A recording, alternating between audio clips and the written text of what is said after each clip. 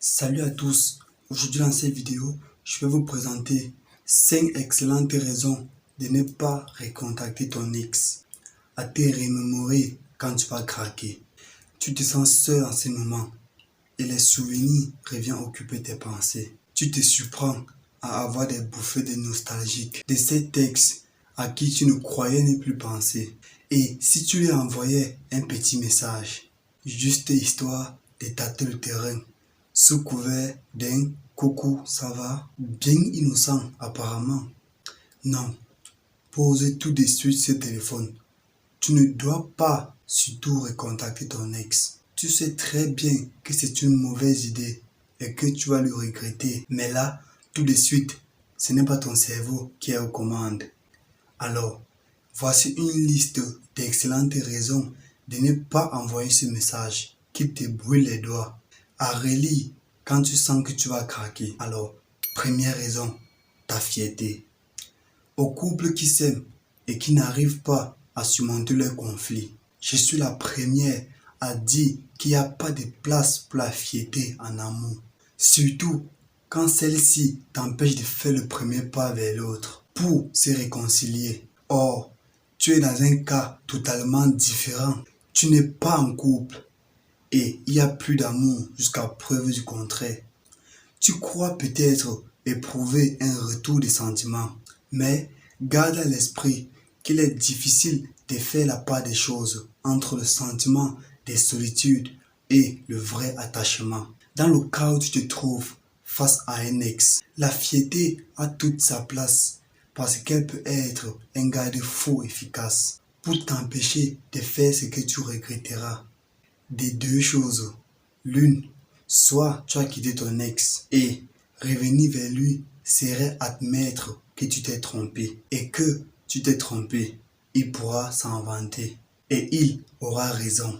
Soit c'est lui qui t'a quitté et malgré cette première blessure de ton ego, tu le lui ramènes pour qu'il puisse finir de le piétiner. Alors, deuxième raison, le temps te fait idéaliser les souvenirs. Stendhal nous explique que si l'on jette une vulgaire branche dans une mine de sel et qu'on y laisse pendant quelque temps, lorsqu'on vient la chercher, elle se trouve sublimée par les cristaux de sel qui se sont formés autour d'elle. Juste parce que ce temps est passé, elle ressemble à une tige de diamant, alors qu'elle n'a pas changé de nature en profondeur.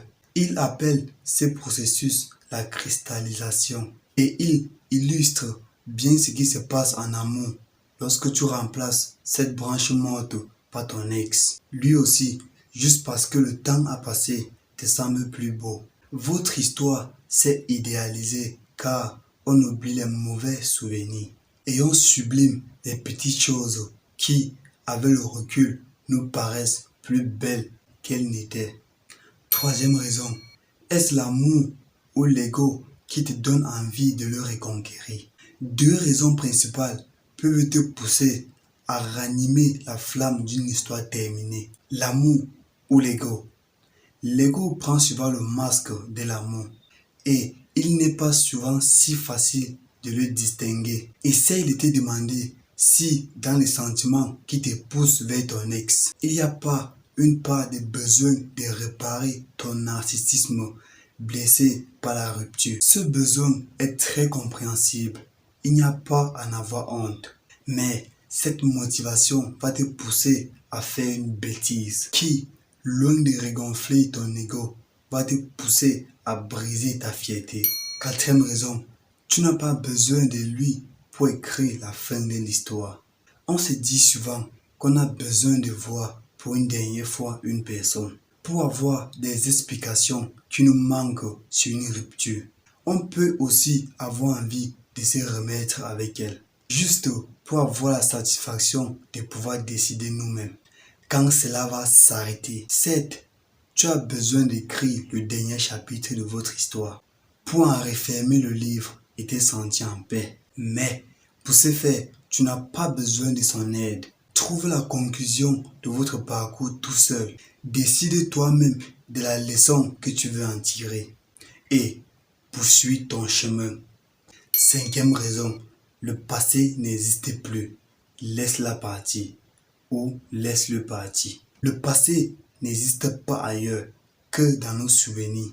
Le futur n'existe pas ailleurs que dans nos projets. Autrement dit, passé et futur n'existent pas ailleurs et seul l'instant présent est réel. Il t'appartient ainsi de choisir parmi des souvenirs ceux que tu veux garder avec toi dans ton présent et ceux que tu veux rayer de la carte. Et à quelle temporalité appartient ton ex? Il appartient au passé et tu voudrais qu'il soit dans ton futur. Dans ton présent, il n'est pas là.